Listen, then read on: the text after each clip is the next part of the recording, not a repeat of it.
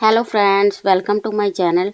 तो चलिए आज हम बनाएंगे होली पे स्पेशल खाने वाली गुजिया की रेसिपी। तो चलिए शुरू करते हैं आज की रेसिपी। तो यहाँ पर मैं एक स्ट्रेनर में ले रही हूँ 2 कप मैदा। इसे हम अच्छी तरह से छान करके तैयार कर लेंगे। तो यहाँ पर सारा मैदा मैंने अच्छे से छान लिया है और अब मैं इसमें डाल रही हूँ 2 बड़े चम्मच देसी घी। तो मैं यहाँ पर देसी घी का इस्तेमाल कर रही हूँ। आप जो भी घी इस्तेमाल कर रहे हों वो इसमें डाल सकते हैं, लेकिन देसी घी डालने से जो इसका फ्लेवर है बहुत ही अच्छा आएगा। तो अब अच्छी तरह से हम इसको मैदे में मिक्स कर लेंगे। तो बिल्कुल हल्के हाथों से मैं इसे अच्छे तरह से मैदे में मिक्स कर रही हूँ।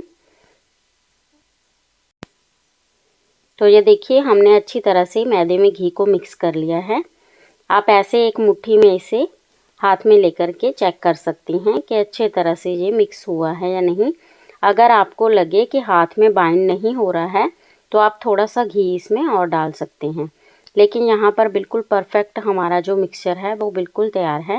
अब हम इसमें थोड़ा थोड़ा सा पानी डालते जाएंगे और इसका एक डो बना करके तैयार कर लेंगे। 2 कप मैदे में सिर्फ आधा ही कप हमें पानी लगा है इसे बनाने में। तो आप ध्यान दीजिए कि इतने ही पानी से हम सारा आटा हमारा बना करके तैयार कर लेंगे। तो धीरे धीरे ऐसे ही हम हमारे आटे को लगा करके तैयार कर लेंगे।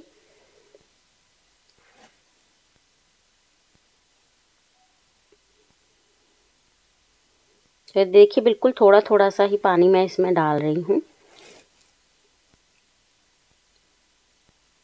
तो फ्रेंड्स, अगर आपको मेरी रेसिपीज़ अच्छी लगती हैं तो मेरे रेसिपीज़ को लाइक ज़रूर कीजिए, और अगर आप मेरी वीडियो को पहली बार देख रहे हैं तो मेरे चैनल को सब्सक्राइब कीजिए और नोटिफिकेशन बेल को ऑन कीजिए ताकि मेरे आने वाली हर वीडियो की नोटिफिकेशन आपको मिलती रहे। तो ये देखिए जहाँ पर जो आटा है बिल्कुल बन करके तैयार है। तो अब हम इस पर थोड़ा सा घी लगाएंगे और इसे हम साइड में आधे घंटे के लिए छोड़ देंगे। तो चलिए हम जब तक स्टफिंग बना लेते हैं। तो यहाँ पर 2 बड़े चम्मच मैंने देसी घी का इस्तेमाल किया है। इसी में बनाएंगे हम हमारी जो अंदर हम गुजिया की स्टफिंग करेंगे वो इसमें हम बना करके तैयार कर लेंगे। तो यहाँ पर 1 कप मैं सूजी ले रही हूँ। ये बिल्कुल बारीक वाली सूजी मैं यहाँ पे इस्तेमाल कर रही हूँ। तो यही सूजी आपको लेनी है। इसे हम अच्छी तरह से भून लेंगे। तो हमें इसे ब्राउन नहीं करना है, बस हमें इसे तब तक भूनना है जब तक इसमें से खुशबू ना आने लग जाए। तो हाँ, अब हम इसे भून लेंगे ऐसे ही हिलाते हुए। तो लगातार आप इसे हिलाते रहें। अगर आप तेज़ आंच पर भून रहे हैं तो इसे आप ऐसे ही जल्दी जल्दी से हिला लें, नहीं तो आप इसे कम आंच पर भी पका सकते हैं। तो हमें इसे बहुत ज़्यादा ब्राउन नहीं करना है, बस एक खुशबू आनी शुरू हो जाएगी तब तक ही हम इसे भूनेंगे। तो मुझे इसे भूनने में 5 मिनट का टाइम लगेगा। तो आप भी इसी तरह से इसको भून करके तैयार कर लीजिए। जैसे ही हमारी जो सूजी है थोड़ा थोड़ा सा घी छोड़ना शुरू कर देगी तभी हम इसमें बाकी सामान डाल देंगे।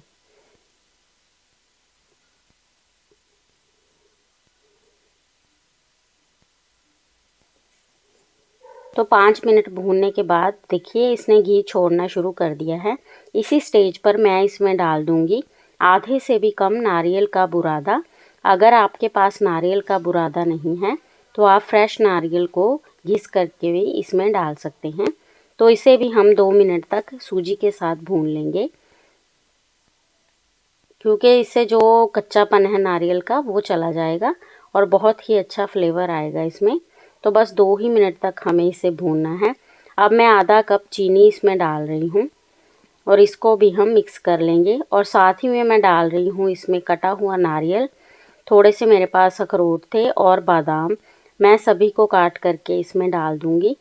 और अब हम इसे 2 से 3 मिनट तक और भून लेंगे ताकि जो हमारे ड्राई फ्रूट हैं वो भी अच्छे से इसमें रोस्ट हो जाएं। तो आप इसे लगातार हिलाते रहें और यहाँ पर जो गैस की आंच है उसे आप बिल्कुल धीमा कर लें, क्योंकि हमारी जो सूजी है वो कुक हो गई है। बस हमें हल्का सा ड्राई फ्रूट्स को ही रोस्ट करना है इसमें। तो आंच को आप धीमे पर ही रखें। तो यहाँ पर जो ड्राई फ्रूट्स हैं वो अच्छे से रोस्ट हो चुके हैं। इसी स्टेज पर मैं इसमें डाल रही हूँ थोड़ी सी किशमिश और इसे हम 2 मिनट के लिए और चला लेंगे ताकि जो किशमिश है वो भी अच्छे से कुक हो जाए। तो अब हम इसको 1 मिनट पकाने के बाद गैस को बंद कर लेंगे और इसे हम ऐसे ही हिला करके थोड़ा सा ठंडा कर लेंगे, क्योंकि अभी जो हमारी कढ़ाई है वो थोड़ी सी गर्म है। तो ये देखिए जो हमारा आटा है वो भी अच्छे से हो गया है। अब हम अपने हाथों से इसे 2 मिनट के लिए ऐसे ही मसल लेंगे ताकि ये बिल्कुल सॉफ्ट हो जाए। तो ये देखिए आटे को अच्छी तरह से हमने सॉफ्ट कर लिया है। अब हम इसका एक रोल बनाएंगे और इसके हम पेड़े बना करके तैयार कर लेंगे। तो यहाँ पर छोटे छोटे से मैं इसके पेड़े बना लूँगी। तो बस हमें इतना सा ही पोर्शन लेना है और हम सभी इसी तरह से इसके डिवाइड करके हिस्से इसके हम पेड़े बना लेंगे। तो बिल्कुल टाइट हाथों से हम इसका जो पेड़ा है बना करके तैयार कर लेंगे। उस पर किसी भी तरह का कोई क्रैक नहीं होना चाहिए, बिल्कुल स्मूथ पेड़ा आप बना करके तैयार कर लें। तो ये देखिए इसी तरह से बिल्कुल टाइट हाथों के साथ मैं पेड़ा बना करके तैयार कर लूँगी। तो ये देखिए इतने साइज़ का ही पेड़ा हमें चाहिए। तो सारे पेड़े इसी तरह से मैं बना करके तैयार कर लूँगी। तो यहाँ पर सारे पेड़े हमने बना करके तैयार कर लिए हैं। तो ये देखिए कितने सॉफ्ट बन चुके हैं। अब हम बनाते हैं गुजिया। तो मैंने एक चकले के ऊपर इसे एक पेड़ा ले लिया है और हम इसके बेल करके एक रोटी तैयार कर लेंगे। तो यहाँ पर बिल्कुल पतली रोटी हमें बेल करके तैयार करनी है। ज़्यादा आप इसे मोटा ना रखें और ना ही ज़्यादा पतला रखें, बस बिल्कुल ठीक होनी चाहिए, नहीं तो जो गुजिया है वो फट जाएगा जैसे ही हम स्टफिंग करेंगे। और अगर ज़्यादा मोटी होगी तो वो बिल्कुल भी कुरकुरा नहीं बनेगा। तो आपको बस एक मीडियम सी रोटी इसकी बना करके तैयार कर लेनी है। तो ये देखिए हमने अच्छी तरह से इसकी रोटी बना करके तैयार कर ली है।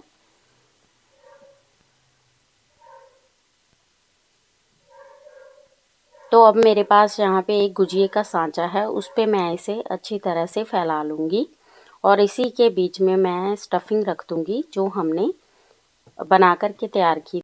तो फ्रेंड्स यहाँ पे जो हमारी स्टफिंग है वो बिल्कुल ठंडी हो चुकी है, तभी हम इसमें स्टफ़ कर रहे हैं। तो आपको ये ध्यान देना है कि बिल्कुल ठंडी हो जाए जब स्टफिंग, तभी आप इसमें स्टफ़ करें। तो यहाँ पर मैंने 2 चम्मच स्टफिंग डाली है और साइड्स में हम पानी लगा करके इसको टाइट हाथों के साथ ऐसे ही सांचे को दबाते हुए तैयार कर लेंगे। तो जो एक्स्ट्रा आटा बचा है उसे हम ऐसे ही निकाल देंगे और हल्के हाथों के साथ आप इसे खोल लें। तो ये देखिए कितना अच्छा जो गुजिया है बनकर के तैयार हो गया है। तो ये देखिए फ्रेंड कितनी अच्छी शेप बन गई है। तो इसी तरह से हम सभी गुजिया बना करके तैयार कर लेंगे। तो आप स्टफिंग अपने सांचे के हिसाब से कीजिए इसमें। जैसे आपके पास थोड़ा छोटा सांचा है तो आप यहाँ पे 1 चम्मच स्टफिंग ही इसमें डालें। अगर ज़्यादा आप स्टफ़ कर देंगे तो जैसे ही हम उसे दबाएंगे तो साइड्स में वो निकल जाएगी स्टफिंग। तो ये देखिए इतनी पतली ही रोटी हमें रखनी है, ना ही ये ज़्यादा मोटी है और ना ही ज़्यादा पतली है। बिल्कुल आसानी से ये बन कर के तैयार हो जाते हैं। तो यहाँ पर दूसरा भी मैं इसी तरह से बना करके तैयार कर लूँगी। इसमें भी हम वैसे ही स्टफिंग डाल देंगे।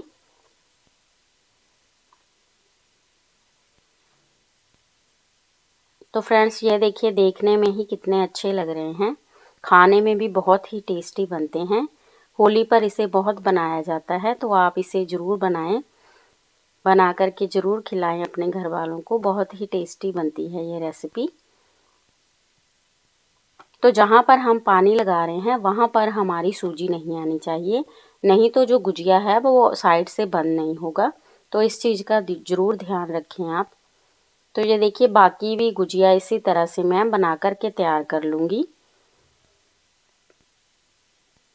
तो यहाँ पर दूसरा गुजिया भी हमने बना लिया है।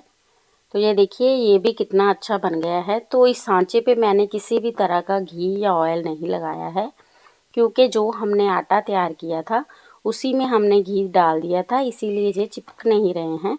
तो ये देखिए सारे गुजिये मैंने बना कर के तैयार कर लिए हैं। तो अब हम इसे घी में फ्राई कर लेंगे। तो यहाँ पर मैं देसी घी का इस्तेमाल कर रही हूँ, आप चाहें तो किसी भी घी में या तेल में इसे बना सकते हैं। तो यहाँ पर मैं मीडियम हीट ऑयल में इसे फ्राई कर लूँगी। तो गैस की आंच को हमें तेज़ नहीं रखना है, बिल्कुल मीडियम रखना है। अगर आप ज़्यादा तेज़ कर देंगे तो ये बिल्कुल भी क्रिस्पी नहीं बनेगी और अंदर से कच्ची रह जाएगी। तो इसीलिए मीडियम आंच पर ही आप इसे पकाएं, धीरे धीरे से इसे पकने दें। और इसे पकाने में मुझे फ्राई करने में 5 मिनट लगे हैं। तो आप इस चीज़ का ज़रूर ध्यान रखें, बहुत ही अच्छी बनकर के तैयार होगी आपकी गुजिया। तो जैसे ही एक साइड थोड़ी सी पक जाए हम उसे पलट देंगे और दोनों साइड से गोल्डन होने तक हम इन्हें पका लेंगे। तो फ्रेंड्स, जो भी सामग्री मैंने बताई है और जो भी मेथड मैंने बताए हैं उसी के हिसाब से आप इसे बनाएं, बहुत ही टेस्टी बनती है गुजिया। तो इसे एक बार आप ज़रूर बनाएं। तो यहाँ पर दोनों साइड से हम पलटते हुए इन्हें गोल्डन होने तक फ्राई कर लेंगे। तो ये देखिए दोनों साइड से हमारी जो गुजिया है गोल्डन हो चुकी है। अब हम इसे निकाल लेंगे। तो आप हल्के हाथों से इसे धीरे से बाहर निकाल लें। तो ये देखिए देखने में ही कितनी अच्छी लग रही है, बहुत ही टेस्टी बनती है ये रेसिपी।